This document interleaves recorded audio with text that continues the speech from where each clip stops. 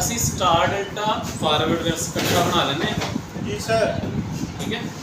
Star delta forward reverse इकट्ठा लगाते किसमें, जैसे मैंने आप लोगों को बताया था कि मोटर जब स्टार्ट होती है स्टार्टिंग के वक्त ज़्यादा करंट लेती है, जी सर। तो ज़्यादा करंट देती है जब अगर हम उसको डेल्टा में चलाएंगे। डेल्टा में क्या होता है, फेज वोल्टेज और लाइन वोल्टेज एक सेम रहते हैं, लेकिन करंट जो होती है फेज करंट जो होती है वो डिवाइड हो जाती है। तो यानी कि अगर वो मोटर चल रही है तो उसको पूरी करंट नहीं मिलती, ज़्यादा करंट नहीं मिलती। डेल्टा कनेक्शन अगर कर देंगे तो पूरी करंट नहीं मिलेगी, अगर हम स्टार कनेक्शन कर देंगे तो उसको ज़्यादा करंट मिलती है। तो मतलब कि ज़्यादा करंट के हसूल के लिए हम स्टार कनेक्शन यूज़ करते हैं, ऐसे ही है। तो मोटर को स्टार में स्टार्ट होने के लिए हम स्टार कनेक्शन अप्लाई करते हैं। ये तो हो गया स्टार डेल्टा कनेक्शन। लेकिन अगर हम लोगों ने एक फॉरवर्ड रिवर्स मोटर है उसको चलाना है, एक मिसाल देता हूँ मैं, 30 HP की मोटर है, 30 HP की मोटर है। 30 HP की मोटर को आपने फॉरवर्ड एंड रिवर्स चलाना है। जब आप फॉरवर्ड और रिवर्स चलाओगे तो उस वक्त क्या खाली फॉरवर्ड रिवर्स का सर्किट लगाओगे क्या स्टार डेल्टा लगाओगे? स्टार डेल्टा लगाओगे ना। तो अगर हम इन दोनों को कंबाइन कर दें तो वो आपका बन जाता है star delta and forward reverse इकट्ठा, यानी कि motor reverse and forward with star delta starter. यानी स्टार डेल्टा स्टार्टर, स्टार्टर जो होता है याद रखना स्टार्ट होने में हेल्प करने वाला, यानी कि किसी भी मोटर को स्टार्ट होने में जो मदद करवा रहा होता है वो आपका क्या कहला रहा है? Star delta starter. तो आप इसका नाम क्या आ गया? Forward reverse with star delta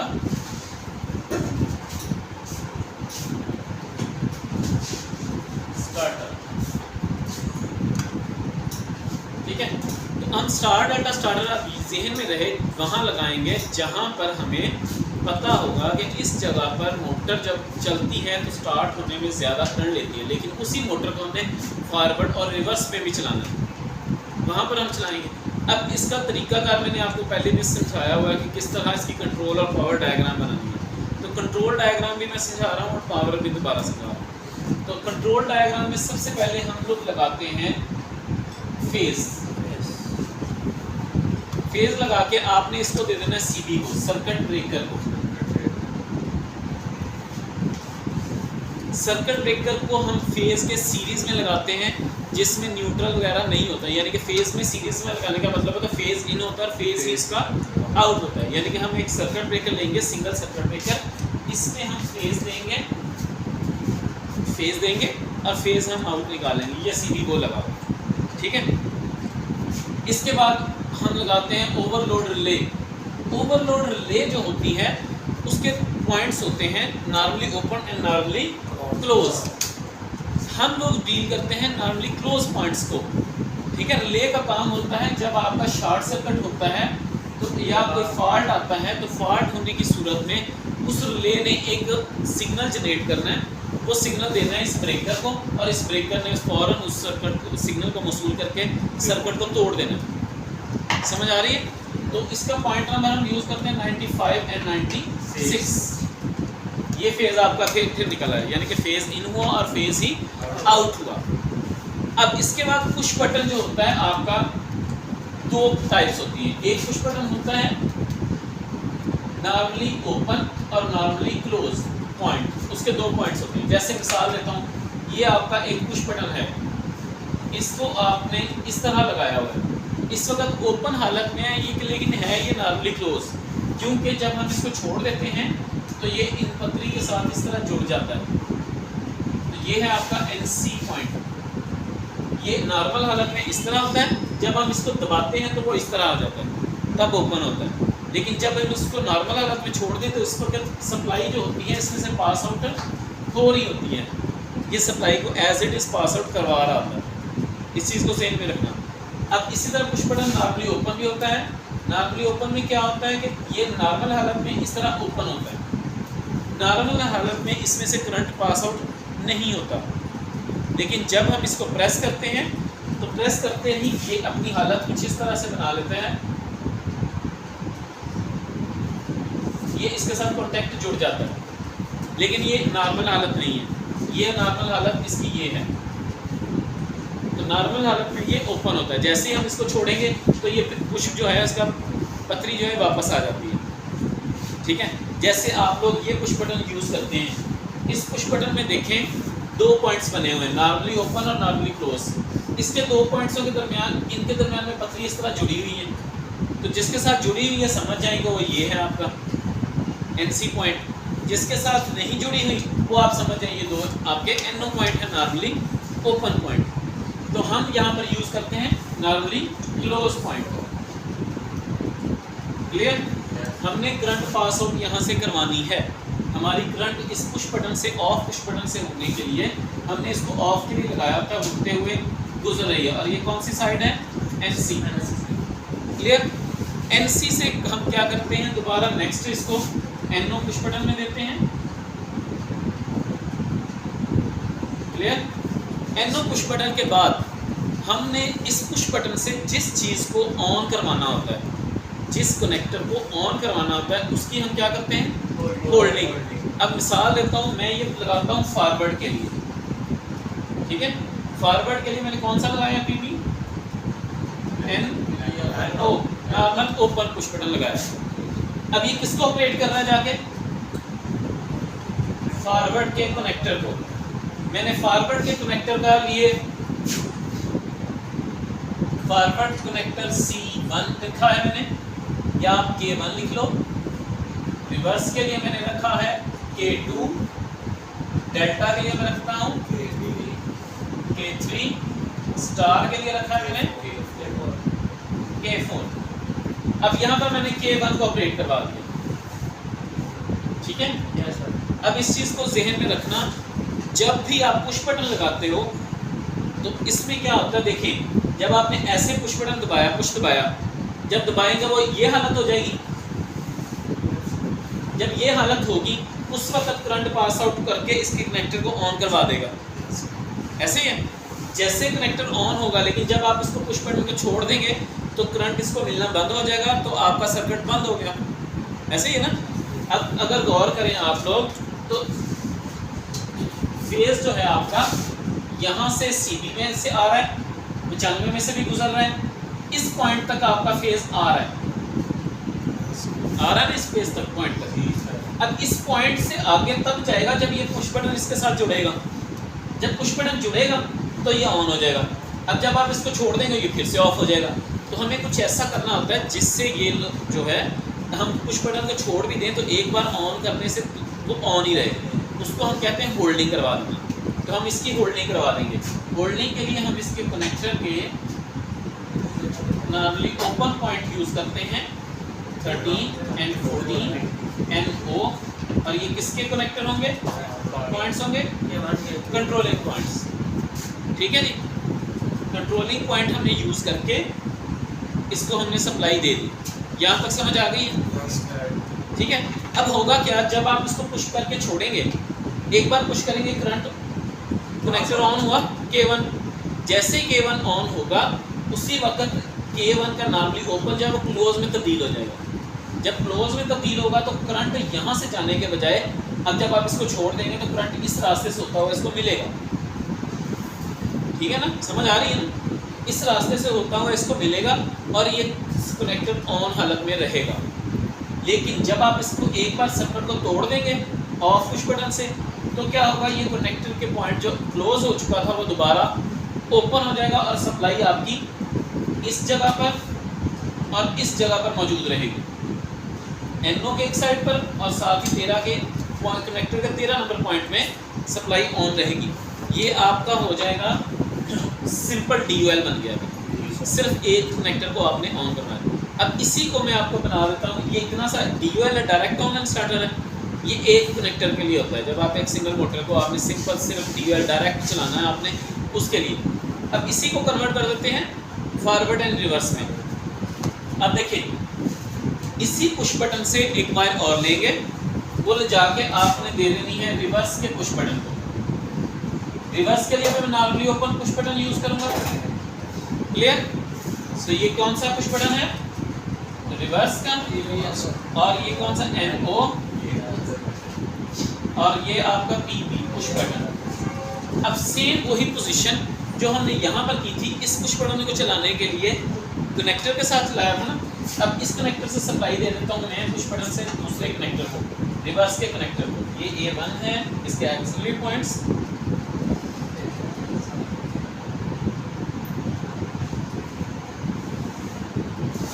reverse के 2। ठीक है जी, यहाँ तक समझ आ गई। अब देखो अगर K2 दिया तो सेम वही पोजीशन यहाँ पे भी होगी, अगर इसको हमने होल्डिंग दी थी इसको भी होल्डिंग करवानी पड़ेगी, तो सेम उसी तरह K2 की हम वहाँ पर होल्डिंग करवा देंगे।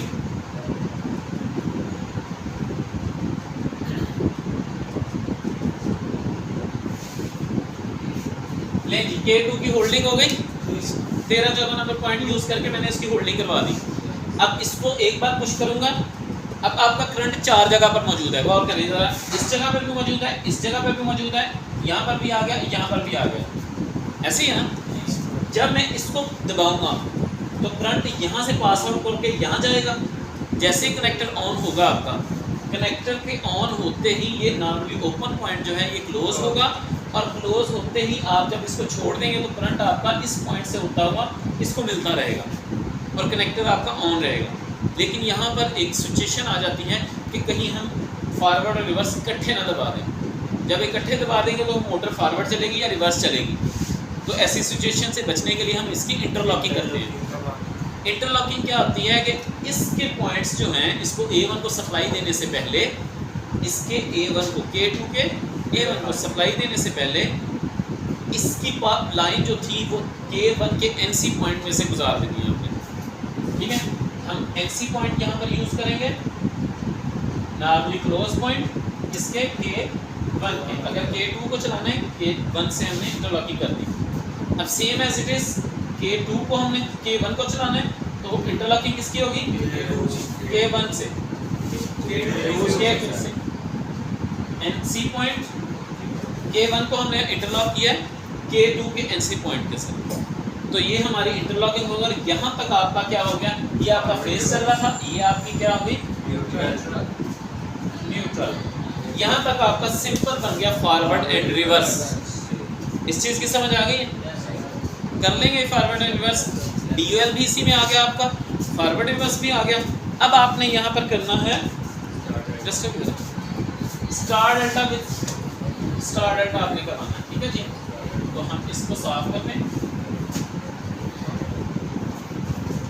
अब आप क्या करेंगे, इन्हीं कनेक्टर के नेक्स्ट जो पॉइंट्स होते हैं नॉर्मली ओपन, वो वाले यूज़ करेंगे। यानी कि एक कनेक्टर के, जैसे हमारे पास कनेक्टर हैं, उनके एक साइड पर नॉर्मली ओपन है और नॉर्मली क्लोज भी पॉइंट एक साइड पे लगे हैं। अब एक कनेक्टर और होते हैं, वहाँ पर उनके डबल डबल होते हैं। ठीक है, अगर आपके पास डबल डबल नहीं मिलते तो आप एक एक्स्ट्रा से normally open normally close point लेके उसके ऊपर बेस लगा सकते हैं आप। ठीक है जी, कनेक्टर के ऊपर ही बेस लगा सकते हैं, लेकिन इस इन्हीं नॉर्मली ओपन और इन्हीं नॉर्मली क्लोज को आपने दोबारा यूज़ नहीं करना। अब आपने नॉर्मली ओपन इसके यूज़ कर लिए एक साइड पे, फॉरवर्ड के और रिवर्स के। अब इसकी दूसरी साइड इन्हीं कनेक्टर की जो होगी, वहाँ पर आपने एक पॉइंट से 13 नंबर से या 14 नंबर, एक NO से या 13 नंबर से सप्लाई देनी है, और फॉरवर्ड के K1 13-14 34 हो जाएंगे, और K2 के 33-34, यानी कि आप इसको कहते हैं NO इसके पॉइंट और NO इसी के। अब इन दोनों को कॉमन करके आपने इसकी 14 नंबर से, यानी कि आउट दोनों की कॉमन करके आपने टाइमर को एक्साइट करवा देना। ठीक है जी, जब आपका टाइमर एक्साइट हो जाएगा,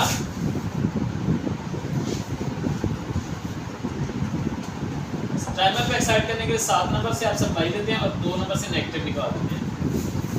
यहाँ तक कोई प्रॉब्लम नहीं।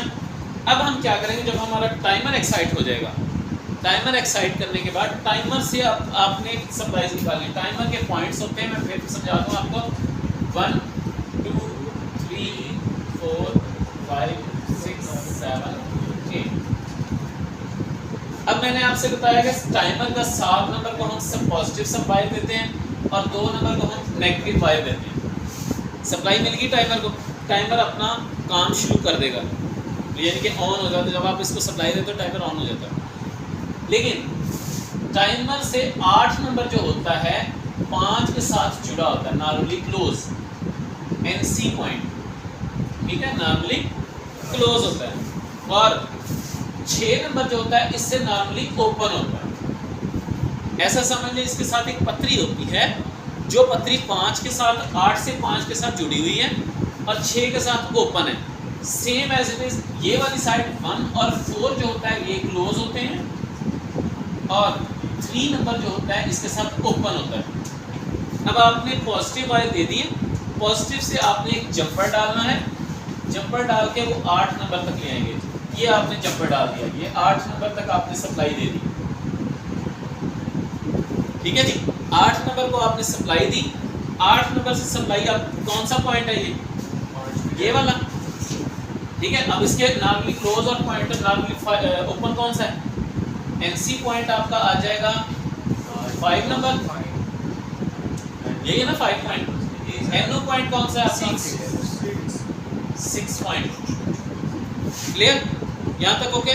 अब आपने इसके चाहते हैं, मैं चाहता हूँ कि जितना टाइम मैंने टाइमर पे लगाना होता है उतने टाइमर के बाद टाइमर ऑन हो, ऑपरेट हो। जब वो उतने टाइम के बाद ऑपरेट होता है तो उसके कॉन्टेक्स्ट जो होते हैं वो अपनी हालत चेंज करते हैं। जो नॉर्मली क्लोज होता है वो ओपन हो जाता है, नॉर्मली ओपन जो होता है वो क्लोज हो जाता है। अब मैं चाहता हूँ कि स्टार डेल्टा, स्टार जो कनेक्शन है मेरा वो 5 सेकंड या 10 सेकंड के लिए चले। तो मैंने टाइमर के ऊपर टाइम 10 सेकंड लगाया, अब सप्लाई दे दी। सप्लाई जब दूंगा टाइमर जो होगा वो 10 सेकंड के बाद जब ऑपरेट होगा, शुरू अपना वर्किंग शुरू करेगा, तब वो उसके कॉन्टैक्ट्स जो हैं वो नॉर्मली क्लोज जो होगा वो ओपन हो जाएगा और ओपन जो है वो क्लोज हो जाएगा। तो मैं क्लोज पहले चलाना चाहता हूँ, यानी कि डेड स्टार पहले चलाना चाहता हूँ, तो मैं पहले इसको स्टार के लिए कनेक्शन मैंने दे दिया। कौन सा कनेक्शन है, NC पॉइंट है टाइमर का। तो ये कितने नंबर से लिया मैंने, 5 नंबर से, ठीक है जी। देखा ये मैंने स्टार को ऑपरेट करवा दिया, A3, A1 और A। अब नेक्स्ट मैं कहता हूँ मैंने डेल्टा ऑपरेट करवाना है, तो मैंने 5 नंबर से सप्लाई ली, 6 नंबर से टाइमर का 6 नंबर और ऑपरेट करवा दिया मैंने इसको डेल्टा को। स्टार K4 है मेरा और ये K3 है। स्टार कनेक्शन है ना पहले, तो 5 से मैंने स्टार को ऑपरेट कराया था वो K4 है और 6 से मैंने डेल्टा को ऑपरेट कराया वो K3 है। ओके हो गया यहाँ तक। अब आप चाहते हो कि ये एक के चलते हुए दूसरा ना चल रहा हो, तो उसके लिए हम इसकी इंटरलॉकिंग कर लेते हैं। तो वही तरीका जैसे हमने फॉरवर्ड एंड रिवर्स में किया था इंटरलॉकिंग, तो सेम एज इट इज इसको A1 को सप्लाई देने के पहले हमने K3 की इंटरलॉकिंग कर दी, इसको सप्लाई देने से K4 से हमने इंटरलॉकिंग NC पॉइंट यूज कर लिया। इस चीज़ की समझ आ गई है। अगर आपसे कहा जाए कि स्टार डेल्टा एंड फॉरवर्ड बस इकट्ठा बनाना है और ये न्यूट्रल लेके मैंने इसी के साथ कॉमन कर दिया, इकट्ठा बनाना है, बना लेंगे, ऑपरेट भी कर लेंगे। अब फिर सुन लो, इसका फ़ायदा ये होगा स्टार डेल्टा फॉरवर्ड रिवर्स इकट्ठे का कि एक ही मोटर को आपने फॉरवर्ड भी चलाना है और रिवर्स भी चलाना है। जब आप उसको फॉरवर्ड भी चलाएं, चाहे अब देखें गौर करें, यहाँ पर मैं फॉरवर्ड का कनेक्टर ऑन करता हूँ, ये पुश बटन मैंने दबाया यहाँ से। अब इस चीज़ को गौर करना, सारे समझ लेना। पुश बटन दबाया, कनेक्टर K1 ऑन हुआ, ऑपरेट हो गया ये K1। जैसे ही K1 ऑपरेट होगा मोटर फॉरवर्ड में चलेगी, यहाँ से K1 ये भी ऑपरेट हो जाएगा, हो जाएगा K1। ये ओपन पॉइंट है ना, जब ये ऑन होगा तो ये ओपन क्लोज भी हो जाएगा। जब क्लोज होगा तो करंट यहाँ से होता हुआ, इस रास्ते से होता हुआ 7 नंबर को चला जाएगा, मिल जाएगी 7 नंबर को सप्लाई। जब 7 नंबर को सप्लाई लिए टाइमर के, तो टाइमर ऑपरेट होने में 10 सेकंड का टाइम जो लगा था, तब तक ये क्लोज पॉइंट स्टार में 8 नंबर से होता हुआ स्टार को ऑपरेट करवा के रखेगी, साथ ही स्टार ऑपरेट हो जाएगा उसी वक्त। जब तक 10 सेकंड उसके पूरे होंगे तो उसी वक्त ये ओपन हो जाएगा और ये क्लोज होगा और मोटर जो होगी फॉरवर्ड डेल्टा में चलने लग जाएगी। क्लियर इस चीज़ की। अब सपोज मैंने ये ऑफ फॉरवर्ड जो चला रही थी मोटर, इसको मैंने स्टॉप किया, स्टॉप करके रिवर्स का पुश बटन दबाया, क्योंकि जब मोटर आपकी चल रही हो तब आप पुश बटन रिवर्स का चलाते रहेंगे लेकिन वो चलेगी नहीं क्योंकि उसकी इंटरलॉकिंग हुई हुई है, ऐसे ही है ना। अब आपने ऑफ किया, ऑफ करके रिवर्स का पुश बटन दबाया, जब आप रिवर्स का पुश बटन दबाएंगे करंट देखिए एक बार पहुंच के इसको ऑपरेट करवाया, जैसे ही आप पुश बटन छोड़ेंगे तो करंट का रास्ता ये हो जाएगा, ऐसे ही है। तो ये K2 ऑपरेट होते ही इसके नॉर्मली ओपन पॉइंट जो है वो नॉर्मली क्लोज पॉइंट में हो जाएंगे, सेम ऐसे जस्ट क्लोज हो जाएगा। तो यहाँ भी K2 क्लोज हो जाएगा। जब आपका K2 यहाँ से क्लोज होगा तो सप्लाई देखें यहाँ से डायरेक्ट आपको 7 नंबर को फिर मिल जाएगी। जब दोबारा 7 नंबर को मिलेगी सप्लाई तो 7 नंबर जो है क्या करेगा, डायरेक्ट 5 नंबर से होते हुए फिर स्टार को ऑपरेट करवा देगा। तो यानी कि मोटर को आप चाहे फॉरवर्ड में चलाओ या रिवर्स में चलाओ, मोटर पहले स्टार में चलेगी, स्टार में ऑपरेट होके जब अपना ऑपरेटिंग टाइम पूरा करती है वो 5 टाइमर जो है उसके साथ लगाया हुआ वो 5 सेकंड है, 6 सेकंड है, 10 सेकंड है, जितना आपने टाइम लगाया वो टाइमर पूरा करके उसी वक्त वो क्लोज पॉइंट को ओपन में कर देगी और स्टार बंद हो जाएगा और साथ ही एक 6 नंबर को क्लोज कर देगी और वो डेल्टा में चलने लग जाएगी मोटर। यानी कि इसको हम कहते हैं star delta and forward reverse starter इकट्ठा। और ये आपकी हैवी मोटर जो होती है 30 HP तक जो इससे ऊपर चली जाती है मोटर, उसको फॉरवर्ड रिवर्स इकट्ठा आपने चलाना होता है तो आप उसको ये लगा सकते हैं। सर ये स्टार्टिंग का